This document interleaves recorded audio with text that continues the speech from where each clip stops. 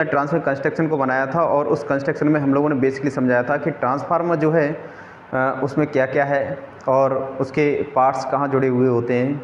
तो आज उन पार्ट्सों को लेकर हम आज चर्चा करेंगे और पढ़ेंगे कि ट्रांसफार्मर कौन कौन से पार्ट्स हैं। तो पहला उसमें पार्ट्स है जो आप लोगों का ट्रांसफार्मर का, वो है टैंक। क्या है बच्चों? टैंक।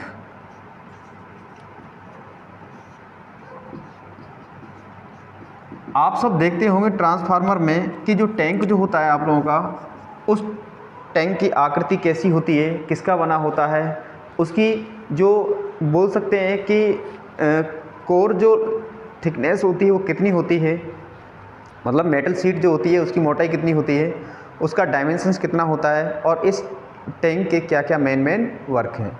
तो आप समझें यहाँ पर देखो, ट्रांसफार्मर जो टैंक होता है सबसे पहले ये जाने किसका बना होता है। किसका बना होता है? कास्ट आयरन का। किसका बना होता है? Cast iron. या फिर कास्ट आयरन नहीं हो तो फिर है आपका माइल्ड स्टील। Mild steel. देखो बच्चों, अगर जो बोल सकते हैं हम लोग, किसी भी अगर डिवाइस को बनाया जाता है तो उसका मेन जो मटेरियल यूज लिया जाता है उसके कॉस्ट के बेस पे लिया जाता है कि जो कंज्यूमर होते हैं, जो उपभोक्ता होते हैं, खरीदने वाले जो होते हैं, वो किसी को चीपली चाहिए तो किसी को कॉस्टली चाहिए, तो उसी बेस पे क्या होता है, इन मेटल्स का उपयोग लिया जाता है। ठीक है ना?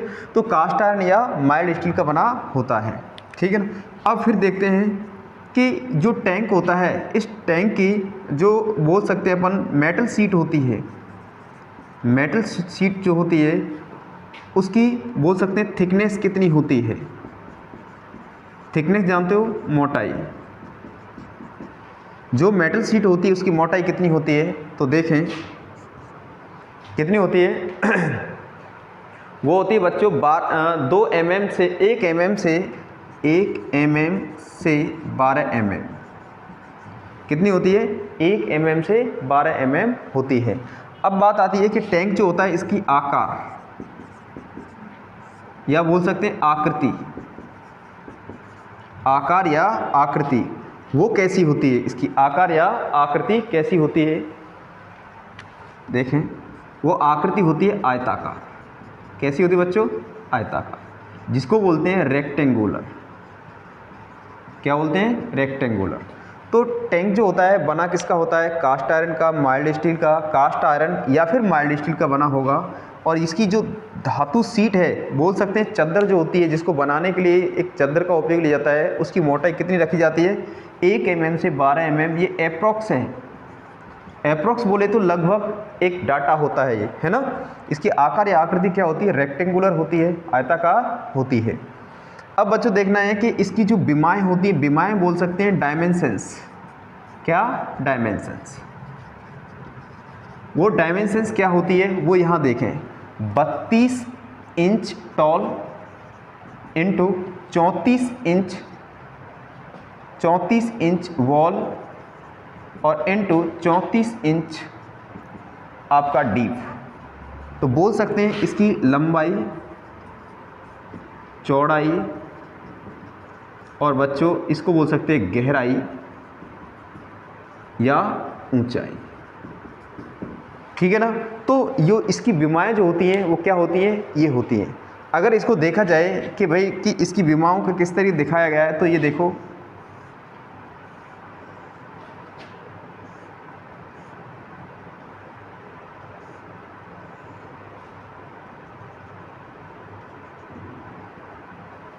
यहाँ से लेकर यहाँ तक की जो होगी वो होगी आपकी हाइट होगी। ठीक है ना। ये आपकी क्या होगी? ब्रॉडनेस होगी। और यहाँ से लेकर यहाँ तक क्या होगी? लंबाई होगी। तो ये लंबाई हुई और ये क्या हुई? चौड़ाई हुई। और ये क्या हुई? इसकी ऊंचाई हुई। तो ट्रांसफार्मर जो टैंक होता है, उस ट्रांसफार्मर टैंक की जो विमाएँ होती हैं, इट मीन्स बोल सकते हैं वॉल्यूम जो होता है वो क्या होता है? लंबाई, चौड़ाई, ऊंचाई का। ठीक है ना। तो वो वैल्यू कितनी होती है? ये भी वैल्यू क्या होती है? एक अप्रोक्स आइडिया है, लगभग क्या है? वैल्यू है। ठीक है ना। चलो, तो ट्रांसफार्मर टैंक के आप देखो मुख्य कार्य क्या है?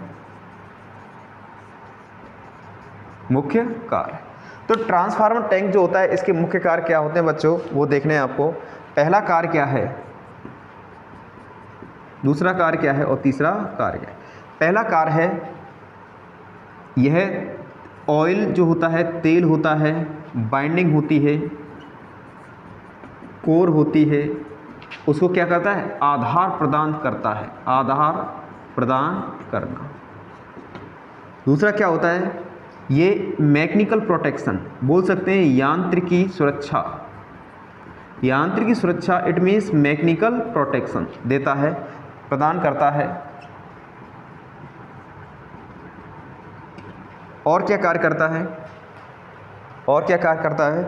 यांत्रिक सुरक्षा दे रहा है, कोर वाइंडिंग जो होती है उस वाइंडिंग को क्या कर रहा है? बोल सकते हैं हम लोग एक आधार प्रदान कर रहा है। और क्या? अब ठीक है ना, मैकेनिकल प्रोटेक्शन ये। और बताएं, धूल मिट्टी रेत होते हैं, गंदगी होती है, उससे क्या करता है? बोल सकते हैं ट्रांसफार्मर की वाइंडिंग पर जो वाइंडिंग भाग होता है या टर्मिनल भाग होता है उस पर कार्बोराइजिंग जो प्रोसेस होता है उसको रोकने में क्या करता है? मदद करता है। तो बोल सकते हैं अपन वातावरण, धूल मिट्टी गंदगी से क्या करता है? सुरक्षा प्रदान करता है। तो कहने का मतलब है ट्रांसफार्मर जो है इसमें देखो बच्चों, मेन तो जो होते हैं ये दो ही हैं आपके, एक तो ऑयल होता है, वाइंडिंग होती है, कोर होती है, इन सबको आधार प्रदान करना, और नेक्स्ट है मैकेनिकल प्रोटेक्शन देना, मतलब यांत्रिक सुरक्षा प्रदान करना। मैकेनिकल प्रोटेक्शन का मतलब होता है आपका प्रेशर, दबाव, चोट, अगर कहीं से भी कोई कुछ भी इस पर गिरता है तो क्या करता है? ये बाइंडिंग को प्रोटेक्शन या सुरक्षा देता है। अब बात आती है बच्चों इस पर कि कलर। ट्रांसफार्मर पे आपने मोस्टली करके देखा होगा कि कलर जो होता है, कलर बोले तो रंग, वो कैसे होते हैं? हल्के होते हैं। हल्के मतलब लाइट कलर किए जाते हैं। और ऐसा इसलिए क्योंकि अगर उस पर लाइट कलर किया जाता है तो ट्रांसफार्मर जो वायुमंडल में आपको पता है उपस्थित रहता है, और जब वायुमंडल उपस्थित रहता है तो वायुमंडल में सूर्य का प्रकाश होता है, नेचुरल लाइट के कारण क्या होता है? जो अधिक, जो हाई लाइटली, मैंने क्या बोला अभी? हल्के लाइट मतलब हल्के रंग, हल्के रंग जो होते हैं वो इस पर किए जाते हैं। अगर हल्के रंग ना करके और ज़्यादा लाइटली रंग कर दिया जाए इस पर तो क्या होगा भाई? ये एब्जॉर्ब करेगा उसको, उस हीट को, और हीट को एब्जॉर्ब करेगा तो आपको पता है और ज़्यादा इसके अंदर क्या होंगे? लॉसेस बढ़ जाएंगे। तो लाइट कलर उपयोग लिया जाता है। और ये कलर जैसे कि आपका वाइट हो सकता है, सफ़ेद हो सकता है, और कैसा हो सकता है? लाइट ब्लू हो सकता है, जिसको बोल सकते हैं हल्का नीला, और क्या हो सकता है? ग्रे हो सकता है, जिसको बोल सकते हैं अपन स्लेटी। ठीक है ना? तो इस तरीके से ट्रांसफार्मर में ये कलर किए जाते हैं। अब बात आती है कलर करने का उद्देश्य क्या है? क्या है उद्देश्य? ट्रांसफार्मर कलर करने का मुख्य उद्देश्य क्या है? कोई बताए मुझे। चले देखें तो उद्देश्य क्या है। ट्रांसफार्मर कलर करने का उद्देश्य होता है, पहला क्या उद्देश्य होता है कि वायुमंडल जो नमी होती है, वायुमंडल जो नमी होती है वह क्या होती है? इससे क्रिया नहीं कर पाती है, और जब क्रिया नहीं कर पाती है तो इसमें क्या होता है? जंग नहीं लगती है। तो कलर करने का मेन पहला रीज़न है कि वायुमंडल जो होता है, वायुमंडल में ये ठहरता है, रहता है और रखा जाता है, तो वहाँ नमी आ जाती है। तो नमी के संपर्क में अगर कास्ट आयरन या माइल्ड स्टील पदार्थ आता है तो जंग लगने या रस्टिंग प्रोसेस बनता है, और जंग लगने की प्रक्रिया से क्या होता है? बच जाता है। कलर का पहला ये उद्देश्य होता है कि ये इसमें जंग न लगने देना। और क्या उद्देश्य होता है? दूसरा उद्देश्य क्या होता है कि अगर भैया वायुमंडल में जैसे बरसात वगैरह होती है, तो बरसात वगैरह जब होती है तो जो पानी की बूंदें होती हैं इस पर इकट्ठी नहीं होती हैं, वो कहाँ होती हैं? नीचे की तरफ चली जाती हैं, अर्थात इधर उधर बह जाती हैं। तो बोल सकते हैं बरसाती पानी ठहर नहीं पाता है, ठहर नहीं पाता है। तो क्या होता है? बरसाती पानी क्या होता है? ठहर नहीं पाता है। जिससे क्या होता है? जब ठहर नहीं पाता है तो ट्रांसफार्मर क्या होती है कि वही चीज़ें कि इसमें प्रोटेक्शन नहीं मिलती इसको एक तरह से। और क्या होता है कि इस पर कलर करने का और क्या उद्देश्य है? तो वो उद्देश्य मैं आपको बता रहा हूँ कि कलर इस हिसाब से ट्रांसफार्मर पर चूज़ किए जाते हैं जिससे कि वातावरण में उपस्थित जीव जंतु जो होते हैं, जैसे बोल सकते हैं बर्ड्स, पक्षियाँ वगैरह होते हैं, आपने देखा हो पक्षियाँ यहाँ मोस्टली करके बैठते हैं, तो वो यहाँ पर ना बैठें, क्योंकि ऐसा कलर चुनाव किया जाता है जिससे क्या हो, पक्षी उसको क्या करते हैं, अनलाइक करते हैं, नापसंद करते हैं। जब अनलाइक या नापसंद करते हैं तो ऐसी स्थिति में क्या होता है, ये कलर का मेन उद्देश्य बन जाता है। तो बोल सकते हैं, क्या बोल सकते हैं उसका उद्देश्य, और क्या बोल सकते हैं, एक और उद्देश्य देखें कलर का,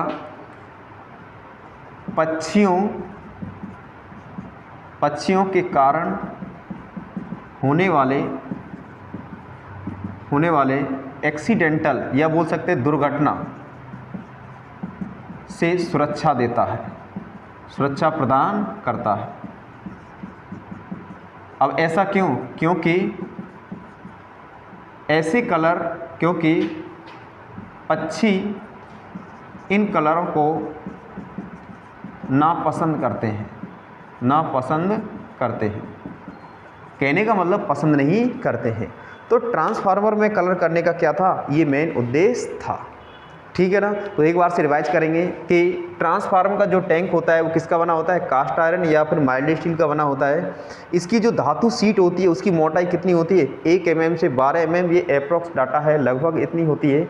बोल सकते हैं जो सीट बनाई जाती है जिससे बोल सकते हैं चद्दर बनी होती है, उसकी मोटाई इतनी होती है। सर आकार या आकृति कैसी होती है, आयताकार होती है इसकी। और इसकी बीमाएँ बोल सकते हैं, बीमाएँ लंबाई, चौड़ाई और ऊंचाई। तो लंबाई 32 इंच, चौड़ाई 34 इंच और गहराई 34 इंच के लगभग होती है। मुख्य कार्य होता है ऑयल जो होती है, वाइंडिंग होती है, कोर है, उसको आधार प्रदान करना। दूसरा होता है यांत्रिक सुरक्षा प्रदान करना और वातावरण, धूल, मिट्टी व गंदगी से सुरक्षा प्रदान करना। ट्रांसफार्मर में जो कलर किए जाते हैं वो कलर जो होते हैं वो कौन कौन से होते हैं, हल्के होते हैं, लाइटली होते हैं, जैसे कि सफ़ेद हो गया, लाइट ब्लू हो गया, हल्का नीला हो गया, ग्रे स्लेटी हो गया और कैसा, हल्का पीला हो गया। तो कई जगह आपने देखा होगा, एमपी में मैंने मोस्टली करके देखे हैं, वहाँ पर हल्के पीले कलर में किए हुए होते हैं। और अपने राजस्थान जो है, राजस्थान एरिया में लाइट ब्लू किया हुआ होता है लगभग। तो कई जगह क्या होता है, इनका कलर का शेप रखा जाता है। अब ये कलर करने का उद्देश्य होता है कि वायुमंडल में ट्रांसफार्मर उपस्थित रहता है, आप जैसा कि मैंने आपको बताया। तो वहाँ क्या होता है, ये नमी से क्रिया ना करे और जिससे जंग ना लगे। पहला इसका उद्देश्य होता है कि कलर क्या उद्देश्य व्यक्त करता है कि वायुमंडल में रहकर ये नमी के कारण जंग ना लगाए। दूसरा उद्देश्य होता है कि बरसाती समय में पानी इसके ऊपर गिरता है तो वो ना ठहरे। जब पानी अगर ना ठहरे तो क्या होता है, इससे जो फॉल्ट होने से प्रोटेक्शन मिल जाती है।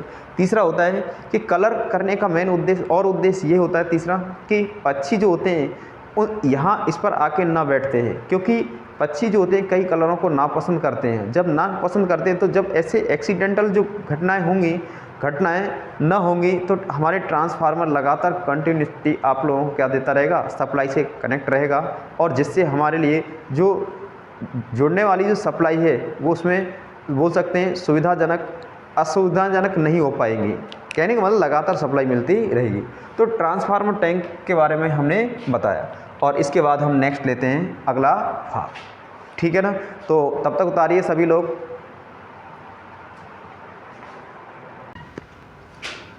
देखो ये एक छोटा सा ट्रांसफार्मर है, उस ट्रांसफार्मर ये भाग देख रहे हो ना, ये वाला भाग, ये कोर होती है। क्या होती है, कोर। इसी कोर भाग पूरी अगर आप मशीन पढ़ोगे ना, इतने सवाल है, अगर मैं टोटली सवाल इंक्लूड करूं तो कम से कम 100-150 से ऊपर क्वेश्चन जाते हैं इसी कोर के ऊपर, जिसमें से आपको मैं बता देता हूं कम से कम 50 से 60 ऐसे सवाल हैं जो घुमा घुमा के पटकते हैं आप लोगों को। 50 से 60 सवाल, समझा ही नहीं। तो कोर क्या है आपका, ये आप जो कह रहे हो ना, ये स्ट्रिप पत्तियां जैसी होती हैं, ये होती हैं। तो थोड़ा देखो, कोई बताए मुझे ट्रांसफार्मर ये कोर क्या काम करती है। ये वाइंडिंग को रोकने का और मैग्नेटिक उत्पन्न करने का। ध्यान रख लेना, ट्रांसफार्मर में अगर ये रोकने का काम करता तो मैं लकड़ी ले लेता, क्यों इसको इसके ऊपर पैसा खर्च करता। अरे है कि नहीं, लकड़ी सस्ती आती, प्लास्टिक ले लेता, सस्ती आती। लेकिन इसका जो आपको पता है लोहे का जो खर्चा हो वो एक्सपेंसिव ना बढ़ता। तो कोई ना कोई फ़ायदा है इससे, और वो फ़ायदे की वजह से ही इसका उपयोग। बताओ इस संसार में किसी आदमी ने, कोई बहुत दुबला पतला आदमी है और कुछ काम धाम नहीं करता है, उसको लोग अपनी पलकों में बिठाए रखते हैं, उसकी वजह कुछ न कुछ तो होती है, और वो होती है उन लोगों को दिया जाने वाला उसके माध्यम से फ़ायदा। यहाँ ट्रांसफार्मर में ये इतना सारा वजन जो होता है ना, पूरा ट्रांसफार्मर में जो वजन होता है वो इसी का होता है, जिसको उठाने के लिए तो खर्च करने पड़े, रखने के लिए तो खर्च करने पड़े, और उसको आकृति देने के लिए बड़े बड़े वाहनों में खर्च करना पड़े, तो हम बावले थोड़ी इसको, समझ में ही नहीं। इसका बहुत बड़ा रोल होता है, और इस रोल की वजह से ही इसकी वैल्यू है ट्रांसफार्मर की। इसकी वजह से किसी भी ट्रांसफार्मर की बड़ी जो आकृति होती है ना, वो इसी के आधार पर तय होती है पूरी। किसके आधार पर? कोर के आधार पर। ध्यान रख लेना, अगर किसी ट्रांसफार्मर कोर का साइज बड़ा है तो ट्रांसफार्मर का आकार भी बड़ा होगा। आया समझ में? तो बेसिक सी बात। अब हम आगे तरफ बढ़ते हैं। कोर, हाँ बोलना चाह, बताओ क्या पूछ रहे हो। देखो, तो मैंने बताया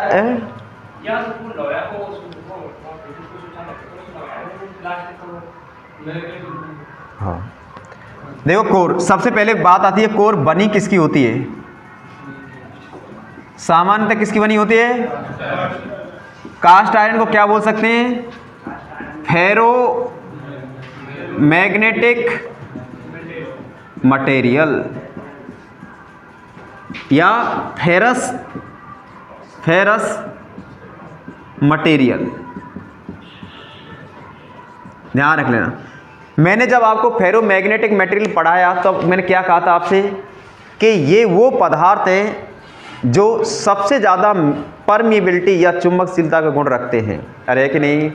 कहा कि नहीं कहा? एक से बहुत ज़्यादा होते हैं। और मैंने कहा कि इन्हीं पदार्थों का उपयोग सभी मशीनों में कोर के तौर पर लिया जाता है।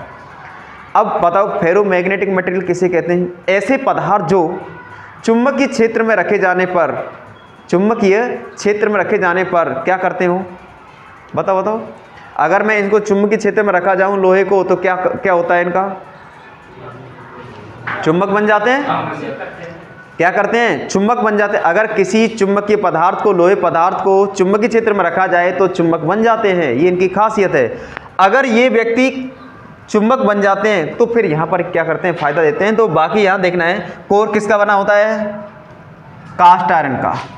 कास्ट आयरन का नहीं तो स्टेनलेस स्टील, स्टेनलेस स्टील। ध्यान रख लेना। तो जो कास्ट आयरन जो होता है, अब होता क्या है? स्टेनलेस स्टील, प्लीज बात ना करो। कास्ट आयरन या फेरो मैग्नेटिक मटेरियल या फेरस मटेरियल जो पदार्थ होता है, ये आपके जो कहने का मतलब लो कॉस्ट वाले होते हैं, कम कीमत वाले होते हैं, उन ट्रांसफार्मर में कोर को बनाया जाता है। और जो अच्छी क्वालिटी के ट्रांसफार्मर होते हैं, बोल सकते हैं जिनकी कीमत कॉस्ट ज़्यादा होती है, वो स्टेनलेस स्टील के बनाए जाते हैं। ठीक है ना? अब बात आती है कोर का नेक्स्ट। कोर कैसी होनी चाहिए?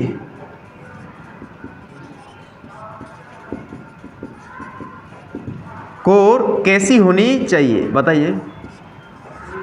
आपसे किसी ने यही कहा क्या एग्जाम में क्वेश्चंस करेगा हमसे, तो कैसी होनी चाहिए कोर? और टेक्निकल के पॉइंट ऑफ व्यू से सोचना है हम लोगों को। हाँ, गोले देंगे और क्या है। अब सुनो मेरी बात।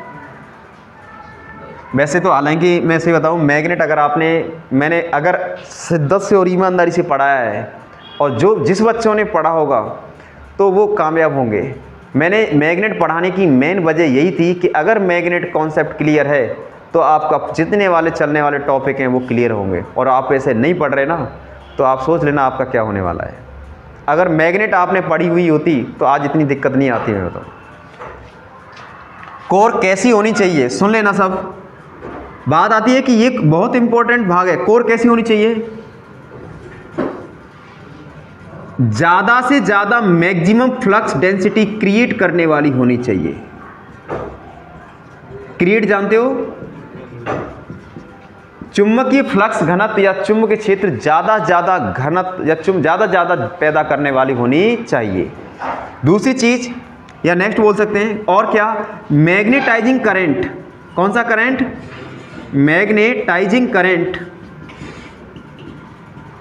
मैग्नेटाइजिंग करंट कम से कम होना चाहिए, कम से कम पैदा करने वाली होनी चाहिए। और कैसी होनी चाहिए? कोर लॉस कम से कम पैदा करने वाली होनी चाहिए। अगर कोई भी कोर का अपन सिलेक्शन कर रहे हैं, चुनाव कर रहे हैं, तो उसका मेन क्या होना चाहिए कि ये सब चीज़ें। समझ में आया? एक एग्जाम ने क्वेश्चन कहा कि निम्नलिखित में से कोर किस प्रकार की होनी चाहिए जो हमारे लिए, जो एक ट्रांसफार्मर में बोल सकते हैं एक अच्छा वर्क करे, एक अच्छा प्रॉपर कार्य करे, ट्रांसफार्मर की एफिशिएंसी आउटपुट को बहुत बेहतरीन बनाने में समर्थ हो। तो इनमें से कोई ऑप्शन देगा। ए, मैक्सिमम फ्लक्स घनत्व क्रिएट या निर्माण करने वाली होनी चाहिए। बी, चुंबकीय धारा अधिक होनी चाहिए। सी, कोर क्षतियाँ ज़्यादा होनी चाहिए। और डी, उपरोक्त सभी। तो आंसर क्या आएगा? चुंबकीय फ्लक्स घनत्व ज़्यादा पैदा करने वाली होनी चाहिए। ट्रांसफार्मर की कोर किसकी बनी होती है? अब इसकी शेप कैसी होती है? शेप जानते हो? आकृति कैसी होती है? ई होती है, आई होती है, एल होती है। जैसे कि मैं यहां बना रहा हूं, ये देखें, ये एल आकृति मैंने बना ली, ठीक है ना? ये एल आपकी इस तरीके से, अब एक एल ऐसे बना दिया मैंने, बना सकता हूं मैं एल?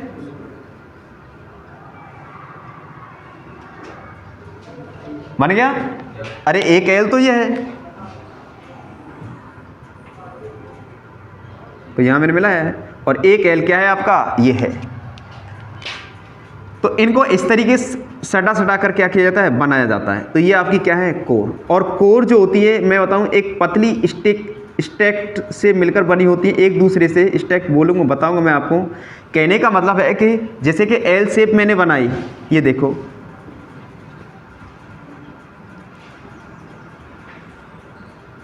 कहने का मतलब है कि दो या दो से अधिक कोर पत्तियों को एक दूसरे के साथ में स्टैक्ड किया जाए, जोड़ा जाए, जोड़कर बनाया जाए, तो वह कोर का निर्माण करती है। तो ये मैं कर रहा हूं ना सर, यहां पर देखिए,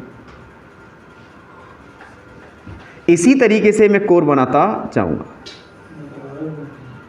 बात ना करें प्लीज।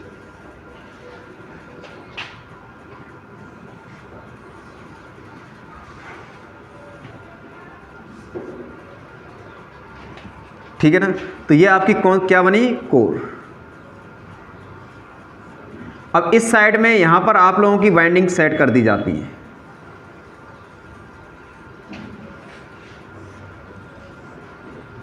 अब देखो थोड़ा सा और, ट्रांसफार्मर की जो कोर भाग होता है, ये वाला भाग और ये वाला भाग, ये कहलाता है आपका योक। क्या कहलाता है? ये डायग्राम बनाने का मेन रीजन है, एक एग्जाम में क्वेश्चन में पूछा हुआ था, इसलिए मैंने इसको यहाँ पर उठाया। डायग्राम दिया और ये पॉइंट बना के उसने कहा क्या कहा जाता है इसको, और जिस भाग पर बाइंडिंग स्थापित की जाती है यहाँ पर, इसको बोला जाता है लिम्ब। क्या बोला जाता है इसको? लिम्ब।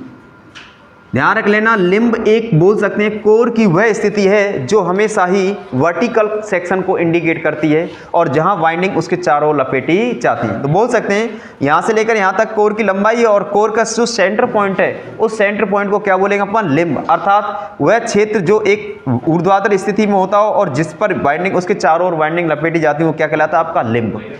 और जिस भाग में ये होता है आपका हॉरिजॉन्टल भाग, तो देख रहे हो आप लोग, तो ये क्या कहलाएगा? आपका योक। ठीक है ना?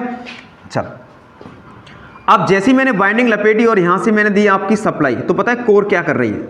यहां पर चुंबकीय फ्लक्स या चुंबकीय मार्ग का निर्माण करती है। तो बताए इसका मुख्य कार्य क्या होता है कोर का? तो आकृति आपको समझ में आ गई, ई है, आई है और एल जैसी आकृति होती है। मुख्य कार्य बताओ। कम चुंबकीय मार्ग, कम रिलक्टेंस पाथ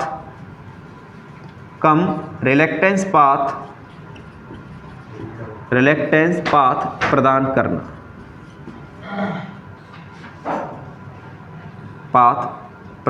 करना, और बताइए और क्या काम करती है कोर? बाइंडिंग को आधार देती है। क्या करती है? बाइंडिंग को आधार प्रदान करना। तो ट्रांसफार्मर की जो कोर होती है, उस कोर को मैंने कहा किसका बना होता है? आयरन या फेरोमैग्नेटिक मटेरियल या फेरस मटेरियल का, या फिर स्टेनलेस स्टील का बना होता है। कैसी होनी चाहिए? ज़्यादा चुंबकीय क्षेत्र पैदा कर सके। कैसी होनी चाहिए? कम से कम चुंबकन धारा पैदा कर सके। कैसी होनी चाहिए? जिसमें कम से कम क्षतियाँ पाई जाए। इसकी आकृति ई और आई और एल जैसी आकृति होती है। मुख्य कार्य होता है कम रिलेक्टेंस पाथ प्रदान करना और वाइंडिंग को आधार प्रदान करना। ठीक है ना। और आपको मैंने डायग्राम दिखा दिया, ये है। और यहाँ हम लिखेंगे नोट में कुछ छोटी छोटी सी बातें। अब मेरे दिमाग में एक प्रश्न उठ रहा है कि क्या कि साहब एक ट्रांसफार्मर है, उस ट्रांसफार्मर की कोर जो होती है पत्तियों पत्तियों में सेट करके बनाई जाती है। जैसे मैं आपको बता रहा हूँ, ये ले, ये देखो, इन पत्तियों में सेट करके बनाया जा रहा है। बड़ी मेहनत लगती है इनमें। मैं बताऊँ, इसको मैं निकालूंगा एक एक, जैसे कि ये ई शेप में है। कैसी शेप में? ये ई शेप में। अगर इन पत्तियों को सेट कर रहा हूँ, समय लग रहा है, मेहनत हो रही है। अगर मैं ऐसा करूँ ना, एक सीधा ही लोहे का टुकड़ा काट लूँ और इसको यूज कर लूँ, लोहे का टुकड़ा काट के और ऐसी शेप दे के बना सकता हूँ मैं लेथ मशीन के माध्यम से, तो वो क्यों नहीं कर सकता मैं? इन पत्तियों को इस आकृति में देने की वजह होती है इसके अंदर लॉस पैदा कराना। क्योंकि आपको पता है आज मेरे पास आप बैठे हुए ना, उसकी एक ही वजह आपके अंदर लॉस है। उसके एक ही वजह आपका आउटपुट कमज़ोर है। उसका एक ही वजह आपके अंदर कमियां हैं। इसकी एक ही वजह कि आप बहुत कम जानते हो। अगर आप जानते, पूरी तरीके से समझते, तो डेफिनेटली आज आप मेरे पास नहीं बैठे हुए थे। ट्रांसफार्मर से काम करवाना है मुझे। जब इसे काम करवाना है तो इसके अंदर सबसे पहले लॉस पैदा करने होंगे मुझे। क्या पैदा करने होंगे? तब तक कोई मशीन काम नहीं करेगी जब तक उसके अंदर लॉस पैदा नहीं करेंगे। ध्यान रख लेना इस चीज़ को। मैं बताऊँ, अगर किसी मशीन के अंदर 100% लॉस हटा दिए, वो काम ही नहीं करेगी। It means ideal. और एक आदर्श व्यक्ति कभी भी कहता है मेरे अंदर कोई कमी है नहीं है, काम ही नहीं है, क्यों कहूँगा काम में, है कि नहीं? क्षतियों के कारण। और ये कोर बनाने का मेन उद्देश्य है AD current loss, hysteresis loss पैदा कराना। और उन लॉसों के माध्यम से ये ट्रांसफार्मर प्रॉपर तरीके से काम करने में सक्षम होता है। किसी ट्रांसफार्मर से जब तक आउटपुट नहीं निकलेगा, जब तक इसके लॉस नहीं पता होंगे। ध्यान रख लेना। समझ में आई नहीं? तो लॉस कितना इंपॉर्टेंट है। मैंने कहा है, अभी यहाँ ये भी कह रहा हूँ कि कोर लॉस कब होनी चाहिए? कम होनी चाहिए, लेकिन ज़्यादा भी नहीं होनी चाहिए। अगर तुम इसमें लॉस पैदा कराकर, कोई विद्यार्थी मेरे पास आता है पढ़ने यहाँ पर, और वो विद्यार्थी पहले से कम पढ़ाई में, बहुत ही कम, बहुत ही कम, बहुत ही कम, तो क्या मैं उसके आउटपुट देने में समर्थ होऊंगा? नहीं ना। मैं या तो बैठ जाऊंगा या मैं कहूँगा भाई हाथ जोड़ दूंगा उसके कि भाई ले जा, भाई जा विद्यार्थी यहाँ से। अगर उसके अंदर कम लॉस हैं तो उसको तैयार करने में क्या होगा, पूरी कोशिश करूँगा। समझ में कि नहीं? तो ये आपका कॉल उतारो फटाफट से, और फिर नोट में लिखना है आपको, है ना।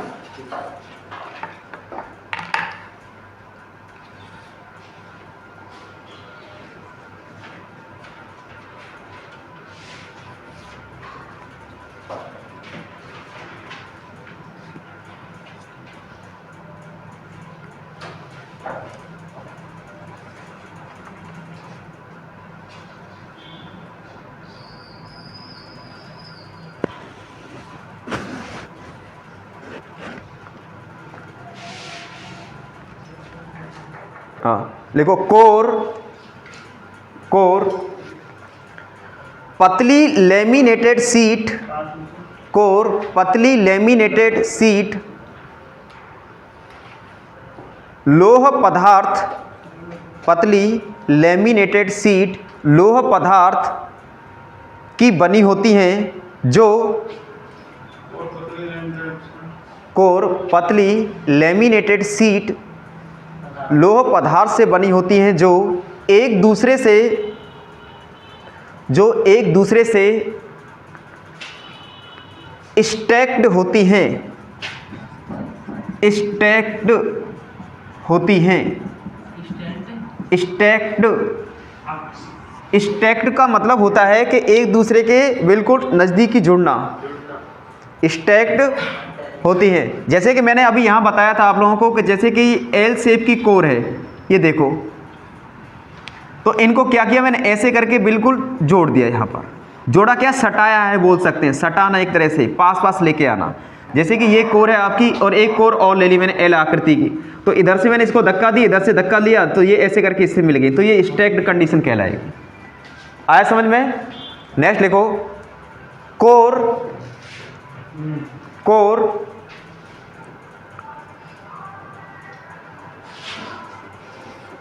ट्रांसफार्मर का सबसे महत्वपूर्ण भाग है महत्वपूर्ण भाग है जो प्राइमरी व सेकेंडरी वाइंडिंग को आधार देती है, प्राइमरी व सेकेंडरी वाइंडिंग को आधार देती है।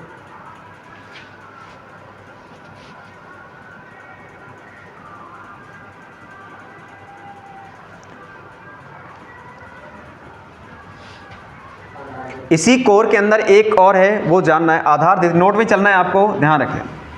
ये सब लिख लिया। मुख्य कार्य क्या है, ध्यान रखना, ये इंपॉर्टेंट है आपका। कम रिलेक्टेंस पाथ प्रदान करना, किसमें, म्यूचुअल फ्लक्स में।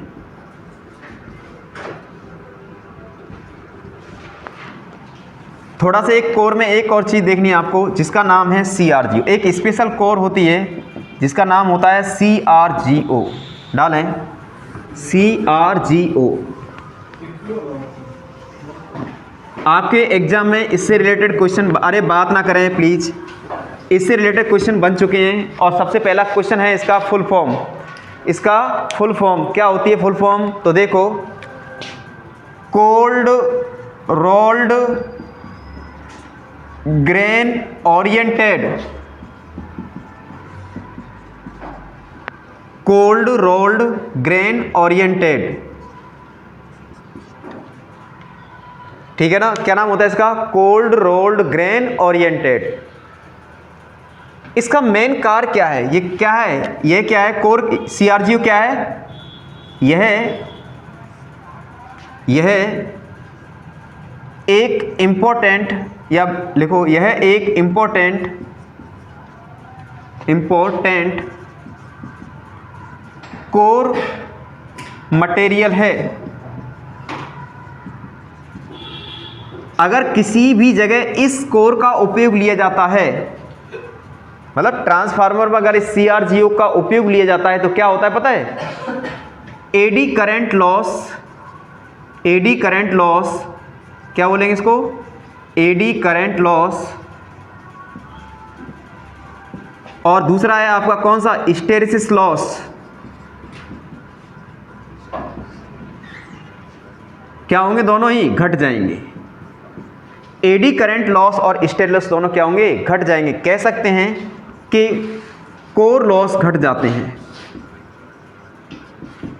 तो ये क्वेश्चन आपका एक एग्जाम में पूछा था आपका बिजली बोर्ड में। कौन सी बोर्ड में, बिजली, RSEB, Rajasthan state electricity board, कि अगर ट्रांसफार्मर में CRGO का उपयोग लिया जाता है तो आपके रेलवे का सवाल है, ये रेलवे CRGO की फुल फॉर्म। और आपके बिजली बोर्ड में क्वेश्चन दिया था कि अगर किसी ट्रांसफार्मर में CRGO का उपयोग लिया जाता है तो उससे कौन सी क्षतियां कम हो जाती हैं, तो कौन सी हो जाती हैं, कोर लॉस। और कोर लॉस दो प्रकार के होते हैं, कौन कौन से, एडी करंट लॉस और हिस्टेरिसिस लॉस। ऐसे उतारना चाहो तो ऐसे, और वर्बल लिखना चाहो तो बोलो, लिखाओ तो लिख, ऐसे उतार रहे हो तो उतारो, उतार लो फटाफट, बोलो, मैं लिखाऊं तो बोल, लिखना चाहो तो लिखो। तो यह एक इंपॉर्टेंट कोर पदार्थ है, यह एक इंपॉर्टेंट कोर पदार्थ है। नेक्स्ट लिखना है, CRGO का मुख्य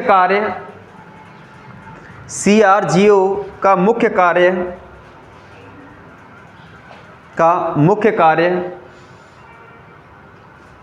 एडी करंट लॉस व हिस्टेरिसिस लॉस, अर्थात कोर क्षतियों को कम करना और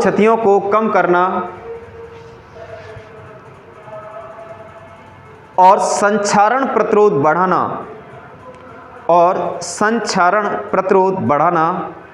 होता है। कोर क्षतियों को कम करना और संक्षारण प्रतिरोध बढ़ाना होता है।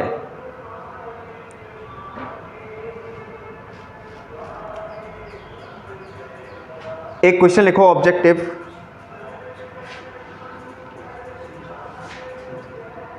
संक्षारण कोरोजन रेजिस्टेंस, संक्षारण प्रतिरोध बढ़ाना होता है। एक क्वेश्चन लिखें, निम्नलिखित में से लिखो, निम्नलिखित में से CrGO, निम्नलिखित में से CrGO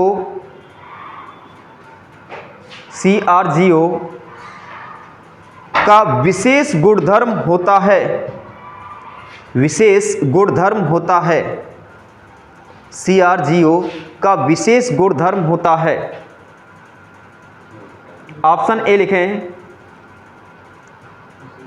उच्च वैद्युत प्रतिरोधकता, उच्च वैद्युत प्रतिरोधकता,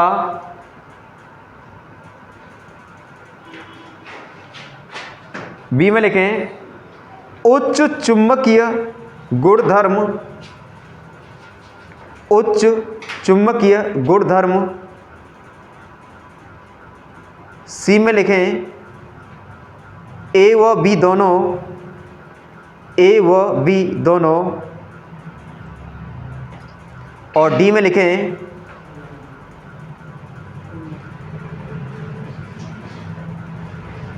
निम्न प्रतिरोधकता, निम्न प्रतिरोधकता।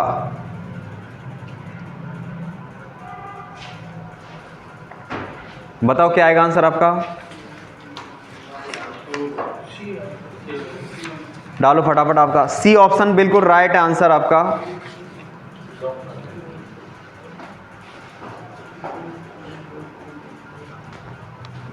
कल जैसे कि मैंने आपको डायग्राम बताया, उस डायग्राम में सबसे पहले यही चर्चा की हमने कि टैंक क्या होता है। फिर टैंक के बाद मैंने क्या देखा कि टैंक के अंदर कोर है, कोर को पढ़ा।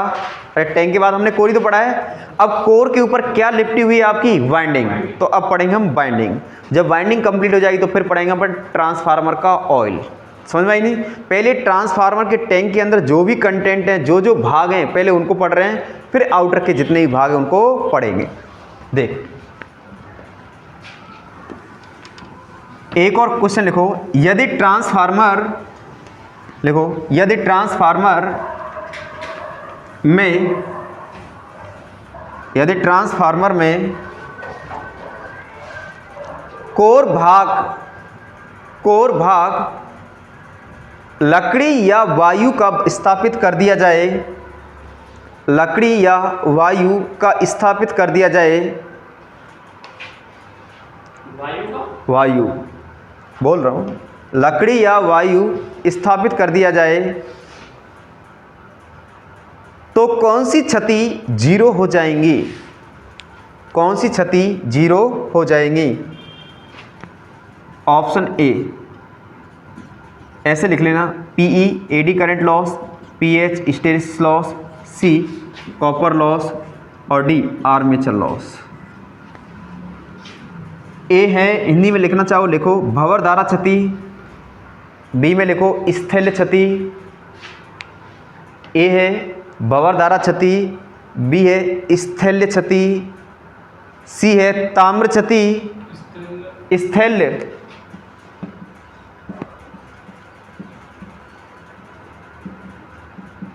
ठीक है ना, और सी है ताम्र क्षति और डी है आर्मेचर क्षति। तो जो राइट आंसर होगा वो है आपका हिस्टेरिसिस लॉस।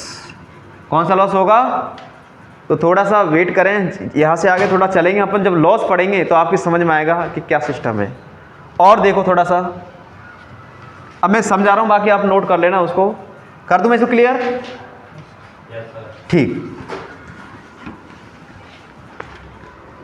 जब मैंने आपको मैग्नेट पढ़ाया था तो उस मैग्नेट में मैंने क्या कहा था कि जो फेरोमैग्नेटिक मटेरियल, देखो फेरोमैग्नेटिक जो मटेरियल हैं वो मटेरियल आपको पता है कौन से हैं आपके? कास्ट आयरन, अरे है कि नहीं? अरे है कि नहीं? तो बताओ कास्ट आयरन से कौन बनी है? तो मुझे बताओ, उस समय मैंने ये बताया कि फेरोमैग्नेटिक मटेरियल है, लो चुंबकीय पदार्थ है, इनकी चुंबकशीलता क्या होती है? एक से बहुत ज़्यादा होती है, अरे है कि नहीं? चुंबकशीलता एक से बहुत ज़्यादा, और पता है इनका रिलेक्टेंस कितना होता है? कम। रिलेक्टेंस बोले तो ये तो फेरोमैग्नेटिक मेटेरियल जो पदार्थ होते हैं जो आपके कोर में अभी उपयोग में लिए जा रहे थे, मैंने कहा ये वाले पदार्थ हैं। गौर से सुनना, ध्यान रखना, टेक्निकल क्वेश्चन है आपका। एक कोर आपकी कास्ट आयरन की बनी है भैया, और इसकी चुंबकशीलता बहुत ज़्यादा है। चुंबकीय क्षेत्र में रखे जाने पर चुंबक बन जाते हैं। क्या करते हैं? चुंबक बन जाते हैं। और रिलेक्टेंस का मान क्या रखते हैं? कम। रिलेक्टेंस क्या होता है मैं आपको बता चुका हूँ, ज़्यादा चर्चा नहीं करूँगा क्योंकि समय जाया होगा, मुझे पता भी है। तो चुंबकशीलता अधिक, रिलेक्ट। अब मैं क्या करता हूँ कि कास्ट आयरन जो भाग होता है इस पर चढ़ाता हूँ मैं परत। सिलिकॉन इस्पात की क्या चढ़ाता हूँ मैं? परत। अरे भाई, कोर भाग पर मैं सिलिकॉन इस्पात की परत चढ़ाता हूँ, पता है क्यों? क्योंकि इसमें लॉस कम हो जाए। अरे कि नहीं? जैसी मैं परत चढ़ाता हूँ तो पता है क्या होता है? चुंबकशीलता घटती है। और रिलेक्टेंस का मान क्या होता है? ध्यान रखना, इस फैक्ट्स को विशेष तौर पर ध्यान रखना कि अगर कोर भाग पर सिलिकॉन इस्पात की परत चढ़ा दी जाती है कोर क्षतियों को कम करने के लिए, तो निम्नलिखित में से कौन सा टेक्निकल गुणधर्म बदल जाता है? ऑप्शन ए, चुंबकशीलता बढ़ जाती है। बी, रिलेक्टेंस घट जाता है। सी, चुंबकशीलता घटती है, रिलेक्टेंस बढ़ता है। और डी, इनमें से कोई नहीं। तो आंसर क्या आएगा आपका? सी। समझ में आया कि नहीं आया? तो इसको कहीं भी नोट कर लो, लिखो, कहीं भी लिख लो, नोट में लिखो। यदि कोर पर सिलिकॉन इस्पात की परत चढ़ा दी जाती है, यदि कोर पर सिलिकॉन इस्पात की परत चढ़ा दी जाती है, इस्पात की परत चढ़ा दी जाती है,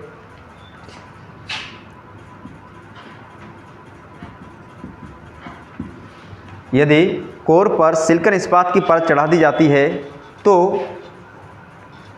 चुंबकशीलता कम व प्रतिष्ठम्भ बढ़ जाता है। चुंबकशीलता कम व प्रतिष्ठम्भ बढ़ जाता है। तो मैं समझता हूँ आपके एग्जाम में जितने भी क्वेश्चंस आएंगे कोर से संबंधित आप सब क्रैक कर लोगे आसानी से, सहजता, सरलता से। और अब जिस भाग को ले रहे हैं वो है आपकी वाइंडिंग। कौन सा? देखो, वाइंडिंग। जानते हो वाइंडिंग को क्या बोलते हैं हिंदी में? कुंडलन। ट्रांसफार्मर जो होता है आपका, यहां देखें आप सभी,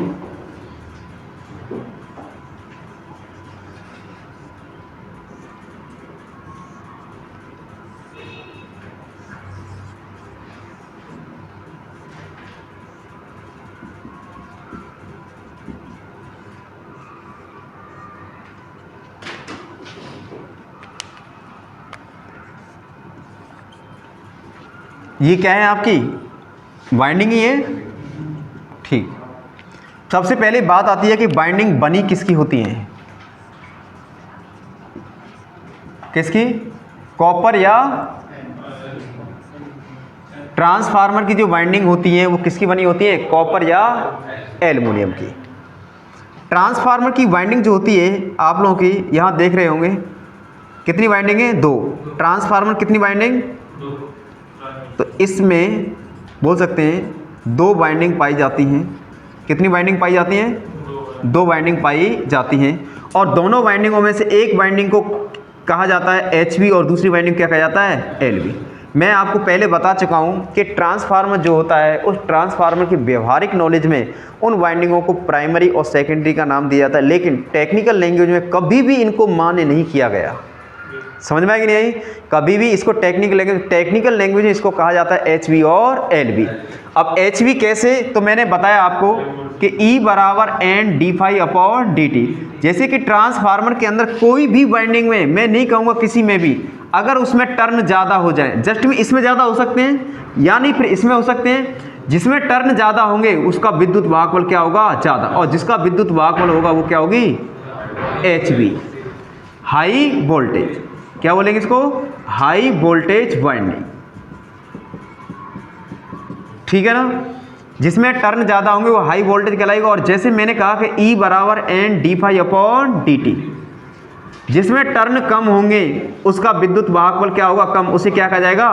LV। तो मैं क्या कह सकता हूँ, ट्रांसफार्मर में वाइंडिंग 2 प्रकार से होती है, एक HV और LV। ठीक है ना। और सामान्य तौर पर जो बाइंडिंग बोली जाती है प्राइमरी व सेकेंडरी, वो एक व्यवहारिक है। जब भी एग्जाम में क्वेश्चन देता है तो ध्यान रखना प्राइमरी और सेकेंडरी बाइंडिंग को थोड़ा सा समझना है आपको, क्योंकि वो बिल्कुल दूसरी साइड में। और एच बी एल बी दे रखा है तो definitely answer H B L B में से ही मिलेगा आपको, यहाँ तक है। चल अब मैं आपसे और कर रहा हूँ कि जो एच बी और एल बी होती है, ये बाइंडिंग होती है, इनके बीच में जो रेजिस्टेंस कितना होता है? इनफाइनिटी। कितना होता है? अनंत। आपकी एच बी बाइंडिंग, जैसे जस्ट इमेज करो, मैंने कहा एच बी है, ये क्या मैंने कहा एल बी है, तो इनके मध्य में जो रेजिस्टेंस होगा वो कितना होगा? अनंत।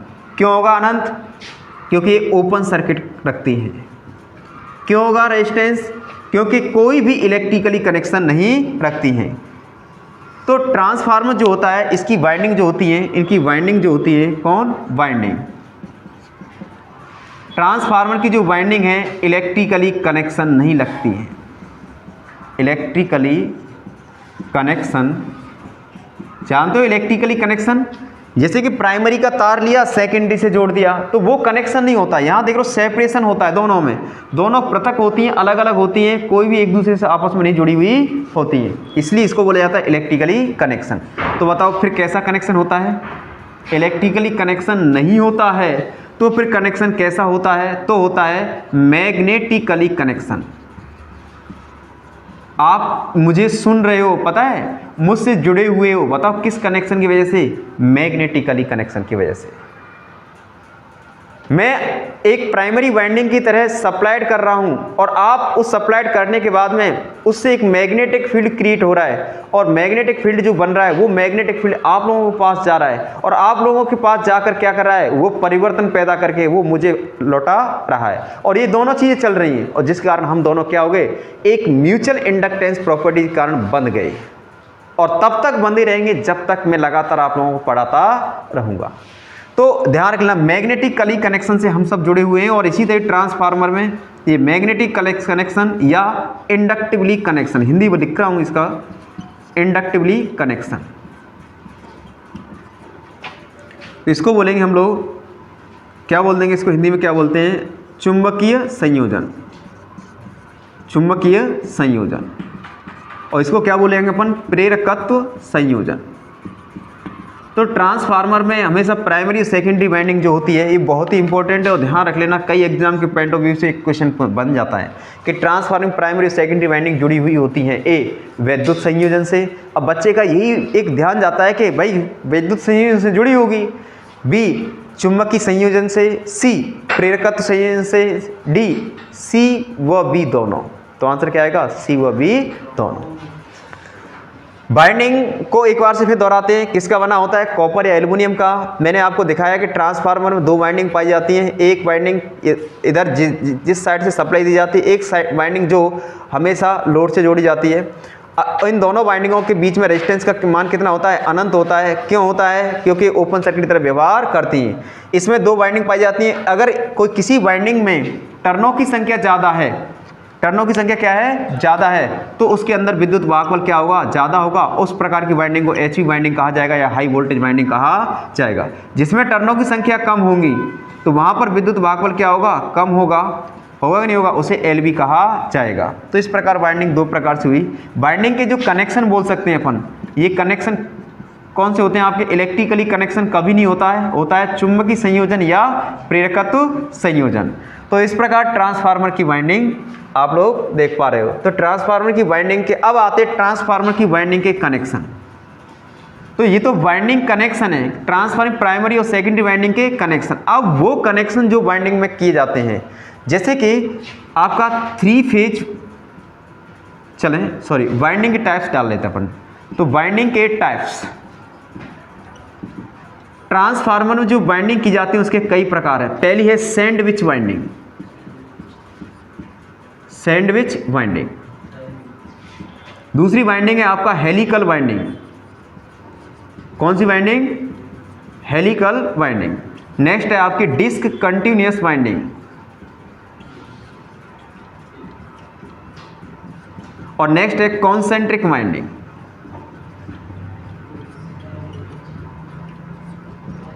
ठीक है ना। तो ट्रांसफार्मर में बाइंडिंग कई प्रकार की होती है, जैसे सैंडविच बाइंडिंग है, हेलिकल बाइंडिंग है, डिस्क कंटिन्यूअस बाइंडिंग है और कॉन्सेंट्रिक बाइंडिंग है। तो ये वाइंडिंग, इनमें से सबसे ज़्यादा जो वाइंडिंग की जाती है कॉन्सेंट्रिक वाइंडिंग और सैंडविच वाइंडिंग, और बाकी जो वाइंडिंग है स्पेशल केस में की जाती है। समझ में आया कि नहीं आया? तो आपको अगर कभी क्वेश्चन दे दिया जाता है तो देखना है आपको, ठीक है ना। अब बताओ वाइंडिंग का मुख्य कार्य क्या है। यहां तक हमने चर्चा की वाइंडिंग का मुख्य कार्य। What is the main function, बताओ। EMF पैदा करना, सबसे मेन तो काम यही है, विद्युत वाहक बल पैदा करना। और बताओ, अरे EMF पैदा ही करना है, और है क्या इसका मेन कार्य? तो ठीक है ना। तो डालो सभी वाइंडिंग, तो मैं लिखाता जा रहा हूं, लिखते जाओ फटाफट से। लिखो,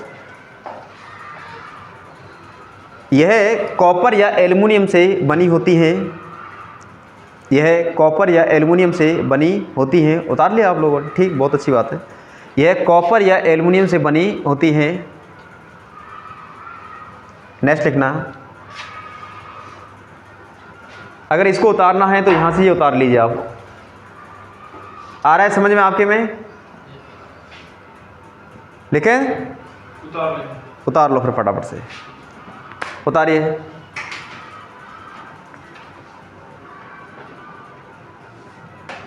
लिखो, नोट लिखें, ट्रांसफार्मर बाइंडिंग का व्यास, ट्रांसफार्मर बाइंडिंग का डाया SWG कोष्टक में लिखना, स्टैंडर्ड वायर गेज ट्रांसफार्मर की वाइंडिंग का व्यास SWG स्टैंडर्ड वायर गेज से मापा जाता है, लिखें। दूसरा लिखो, ट्रांसफार्मर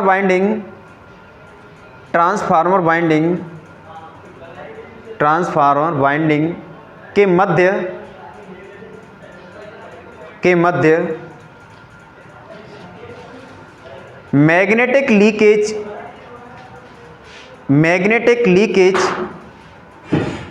बहुत कम होता है।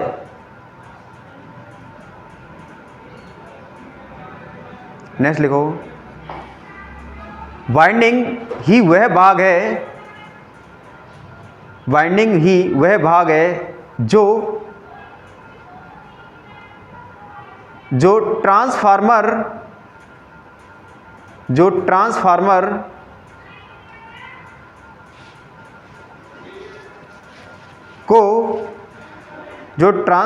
को एक डिवाइस का रूप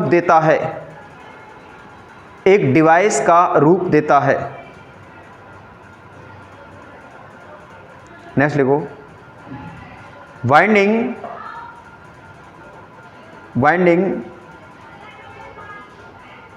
में जो क्षति पाई जाती हैं उसे कॉपर क्षति कहा जाता है। क्षति पाई जाती है उसे कॉपर क्षति कहा जाता है, और यह क्षति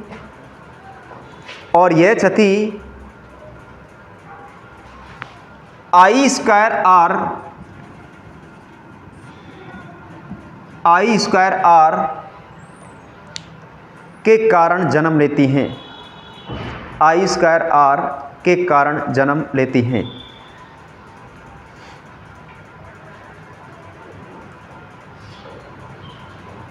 ठीक है ना। तो ये था आपका ट्रांसफार्मर की बाइंडिंग। अब जो भाग लेने वाले हैं दूसरा भाग, वो कौन सा भाग है आपका? देखिए, आपका ऑयल बोले तो तेल।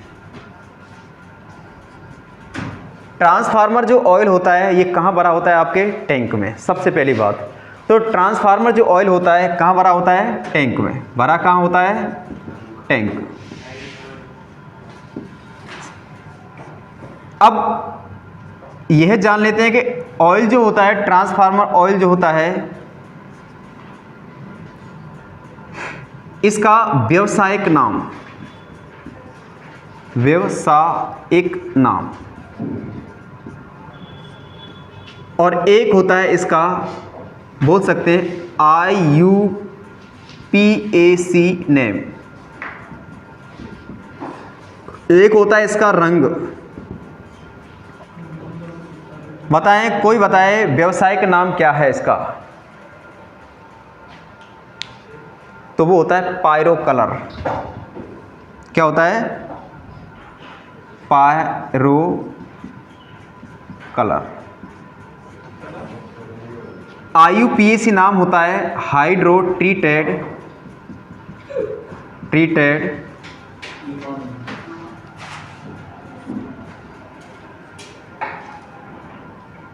इसका थोड़ा देखना पड़ेगा मुझे,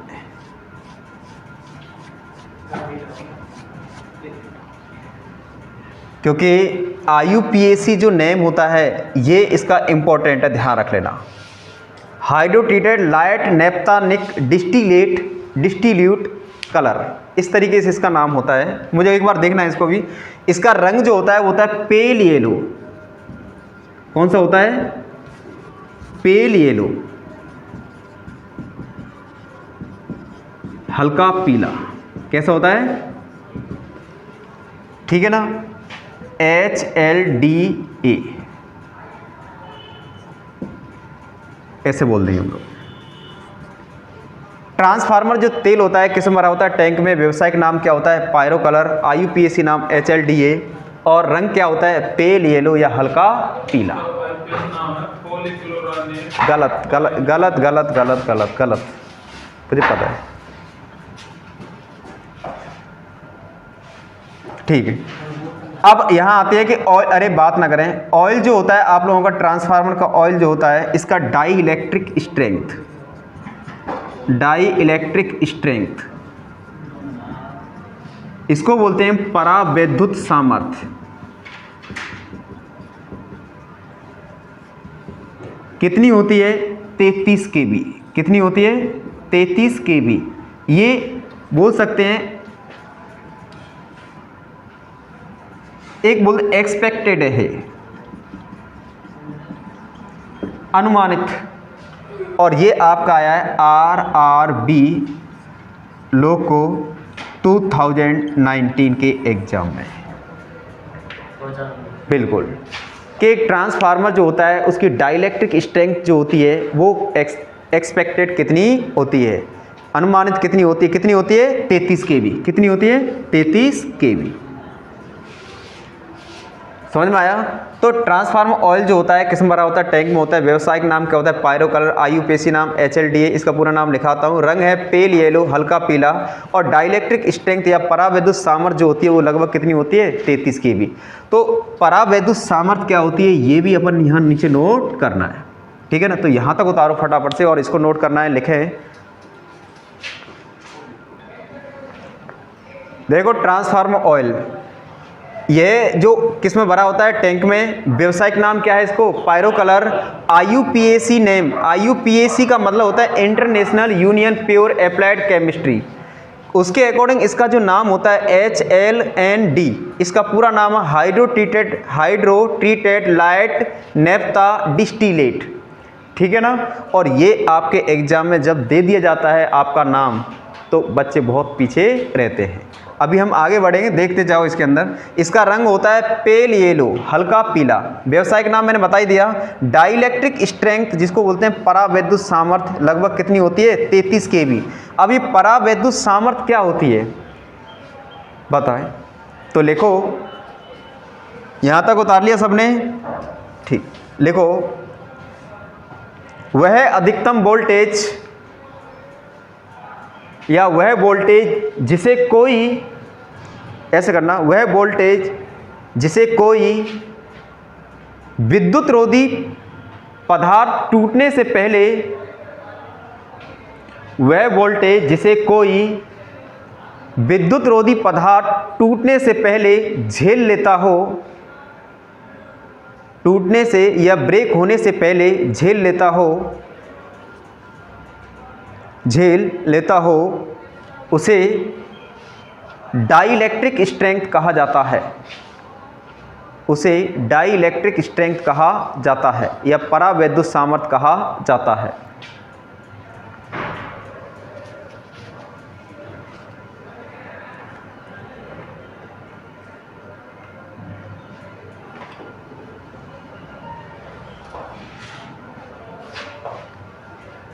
यहाँ से लेकर यहाँ तक हम लोगों ने अभी तक जो जानकारी ली है, ध्यान रख लेना, कई बार ये रंग भी, ये भी क्वेश्चन पूछा है, ये भी क्वेश्चन पूछा है, ये भी क्वेश्चन पूछा है, और बाकी नॉर्मल सब जानते हो कहाँ भरा होता है, टैंकों में। अब हम आगे तरफ बढ़ रहे हैं इस ट्रांसफार्मर के बारे में और जानकारी। तो ट्रांसफार्मर जो तेल होते हैं ना, तेल, इसके टाइप्स कितने प्रकार के होते हैं? देखो, एक तेल तो है आपका नेचुरल ऑयल, प्राकृतिक तेल। दूसरा है आपका आर्टिफिशियल ऑयल। आर्टिफिशियल ऑयल का मतलब होता है क्या? कृत्रिम तेल। तो एक तो था आपका प्राकृतिक तेल और एक है आपका कृत्रिम तेल। लिख लिया? तो डालो प्राकृतिक तेल क्या है, डालो नेचुरल ऑयल, लिखो नेचुरल ऑयल।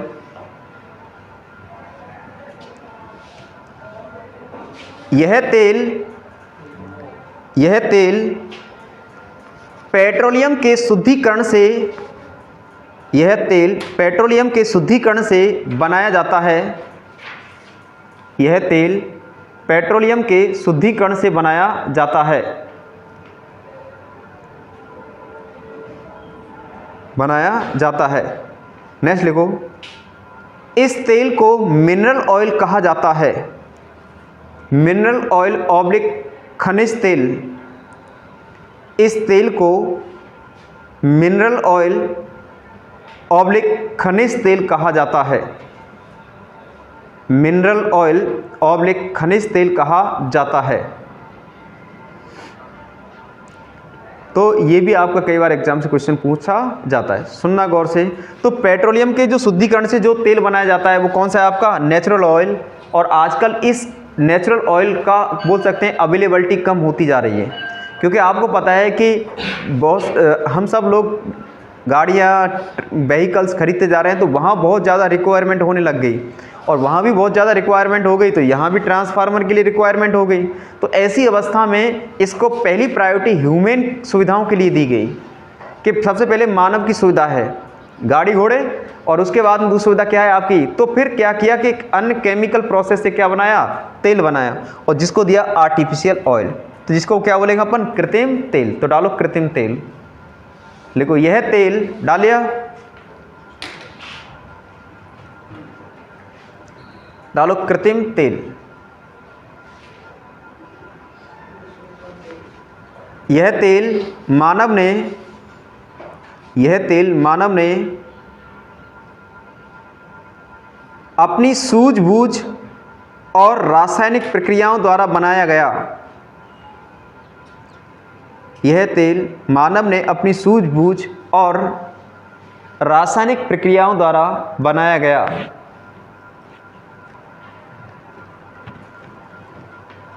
नेक्स्ट लिखना है, यह तेल सिलिकॉन तथा हाइड्रोकार्बन, यह तेल सिलिकॉन तथा हाइड्रोकार्बन के मिश्रण से बनाया जाता है। यह तेल सिलिकॉन तथा हाइड्रोकार्बन के मिश्रण से बनाया जाता है, मिश्रण से बनाया जाता है। नेक्स्ट लिखना है, यह तेल कॉस्टली होता है। यह तेल कॉस्टली होता है, कॉस्टली होता है।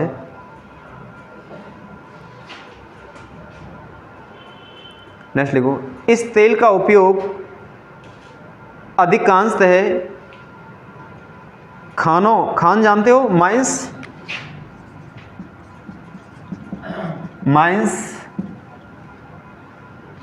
व सुरंग जानते हो, टनल, खानों व सुरंग वाले स्थानों पर उपयोगी ट्रांसफार्मरों में लिया जाता है। उपयोगी ट्रांसफार्मरों में लिया जाता है।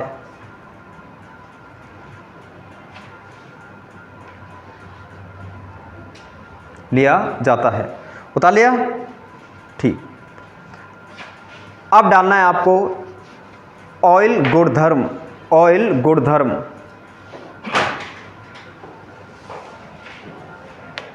ऑयल गुणधर्म, ऑयल गुणधर्म। चल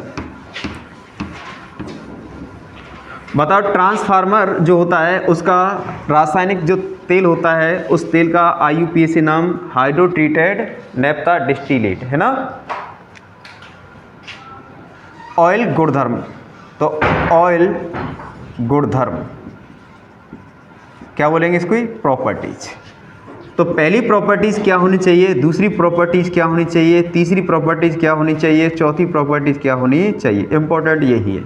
सबसे पहले यह हाई रेजिस्टिविटी, हाई रेजिस्टिविटी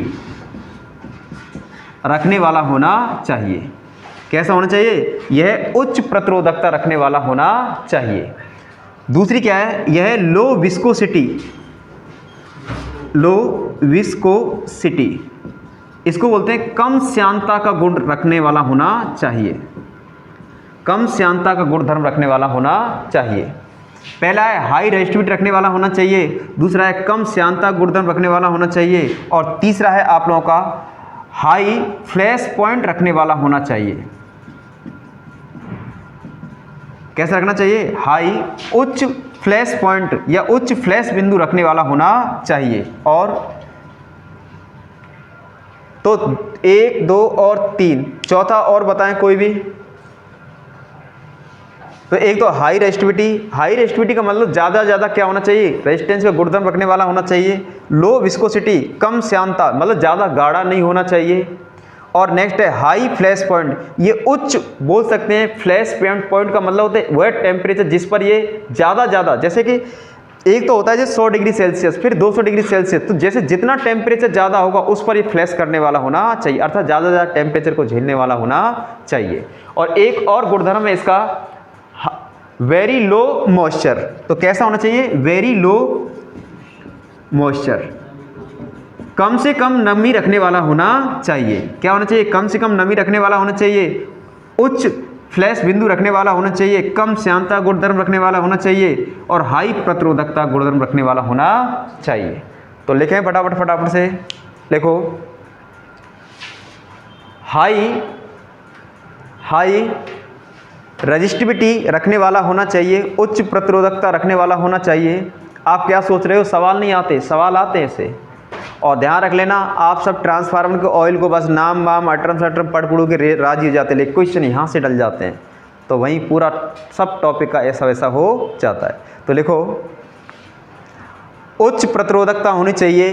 दूसरा लिखो कम श्यानता का गुणधर्म रखने वाला होना चाहिए, कम श्यानता का गुणधर्म रखने वाला होना चाहिए, रखने वाला होना चाहिए। उच्च फ्लैश बिंदु रखने वाला होना चाहिए, उच्च फ्लैश बिंदु रखने वाला होना चाहिए। नेक्स्ट, बहुत कम नमी रखने वाला होना चाहिए, बहुत कम नमी रखने वाला होना चाहिए, बहुत कम नमी रखने वाला होना चाहिए। एक और लिखो, एक और लिख लो यहाँ पर, उच्च परावैद्युत,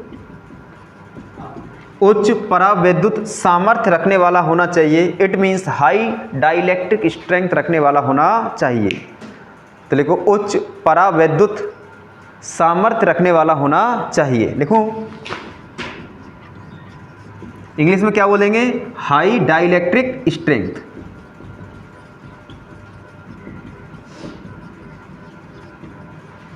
हाई डाइलेक्ट्रिक स्ट्रेंथ मेरी एक कमजोरी है, मैं बताऊं। मैं पहले हिंदी में चलने लगा, धीरे धीरे इंग्लिश में आने लग गया, और ऐसी मेरी आदत बन जाती है। मैं बताऊं कई बैचों में बताऊं, पहले हिंदी में पढ़ाने लगूंगा, धीरे धीरे और वो इंग्लिश पे आने लग जाऊंगा, फिर मुझे समझ में आता है कि मुझे वहीं पहुंचना है। चलो, तो ये तेल के क्या है, गुणधर्म। प्रॉब्लम्स कैसे आती है सुनो, निम्नलिखित में से ट्रांसफार्मर ऑयल का कौन सी विशेषताएं होनी चाहिए, तो इनमें से कोई भी एक डाल देगा या सब डाल देगा, उपरोक्त सभी कह दिया। अब आगे की तरफ बढ़ना है। नेक्स्ट लिखो, ट्रांसफार्मर ऑयल का फ्लैश पॉइंट, ट्रांसफार्मर ऑयल का फ्लैश पॉइंट लगभग 135 डिग्री सेल्सियस से कम नहीं होना चाहिए। ट्रांसफार्मर, ये तो गुणधर्म हो ही गए। अब जो आपने नेक्स्ट एरो बना के लिखना है, ट्रांसफार्मर का फ्लैश पॉइंट लगभग 135 डिग्री सेल्सियस से कम नहीं होना चाहिए। कितना? 135 डिग्री सेल्सियस से कम नहीं होना चाहिए। तो जो आपने ऐसे लिखा है ना फ्लैश पॉइंट, अरे लिखा है ना 135 डिग्री से कम नहीं होना चाहिए, ये लाइन लिखी होगी आपने ऐसे करके। तो ऐसे फ्लैश पॉइंट के नीचे एरो बनाओ और इसकी फ्लैश पॉइंट होता क्या है ये नोट कर लो। लिखो, नहीं समझ में आया आपने? अरे जो लाइन लिखी है आपने, फ्लैश पॉइंट 135 डिग्री सेल्सियस से कम नहीं होना चाहिए। अब फ्लैश पॉइंट क्या होता है, एरो बना के लिखो। लिखो, वह टेम्परेचर जिस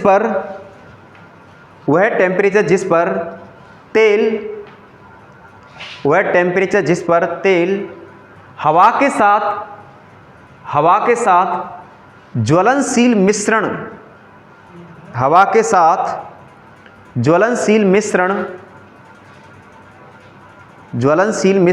बनाने के लिए पर्याप्त वाष्प देता हो उसे फ्लैश पॉइंट कहा जाता है।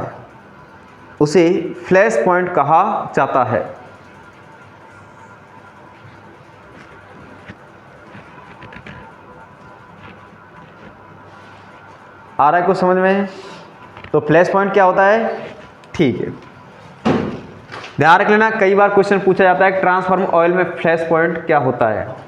अरे आप भी सब समझते हो, जैसे कि कोई भी अगर आपका ऑयल है, उस ऑयल पर एक ऐसा टेम्परेचर बढ़ने लग जाए जिसके कारण क्या हो, स्पार्क जैसी स्थिति बनाने लग जाए, तो फ्लैश पॉइंट कहलाएगा। नेक्स्ट एरो बना के लिखना है, ट्रांसफार्मर ऑयल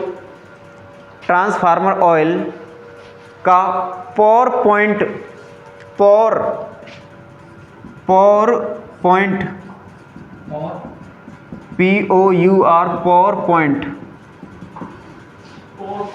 हाँ पॉर पॉइंट, ट्रांसफार्मर पॉर बिंदु बोल देता हूं मैं यहाँ पर। ट्रांसफार्मर का पॉर पॉइंट लगभग -40 डिग्री सेल्सियस, कोष्टक में लिखना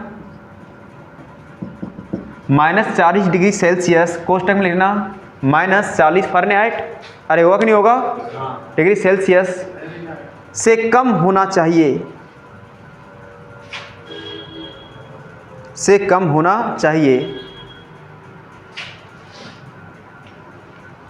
देखो पॉवर पॉइंट क्या होता है ये भी नोट करना है आपको।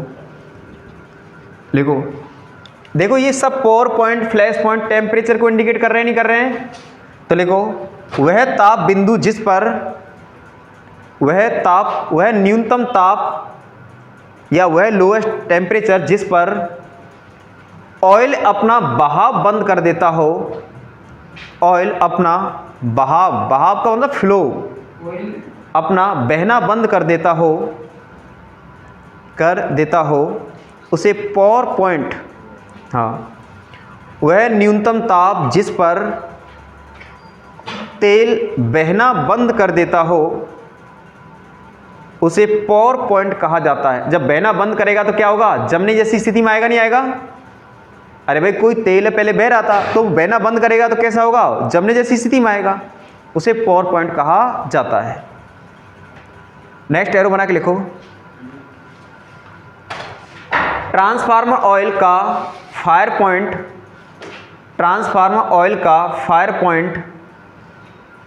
पॉइंट जानते हो, अग्नि बिंदु लगभग 200 डिग्री सेल्सियस होता है, जिस पर उसमें आग लग जाती है। ट्रांसफार्मर का फायर पॉइंट 200 डिग्री सेल्सियस होता है। कितना होता है? 200 डिग्री सेल्सियस होता है। और लिखो एरो बना के, ट्रांसफार्मर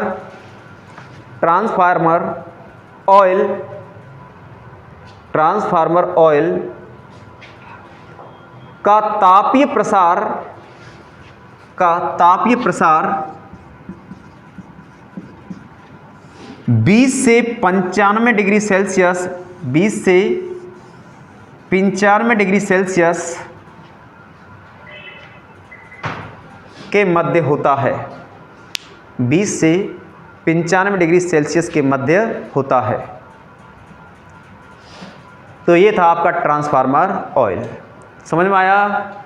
ट्रांसफार्मर ऑयल समझ में आया कि नहीं आया? आप जितनी भी बुक से कोई भी बुक्स उठा के देख लेना, अगर आप ऑब्जेक्टिव निकालोगे तो ये मैं वादा कर रहा हूँ कोई भी सवाल आपका ऐसा नहीं होगा जो क्रैक नहीं होगा। ठीक है ना?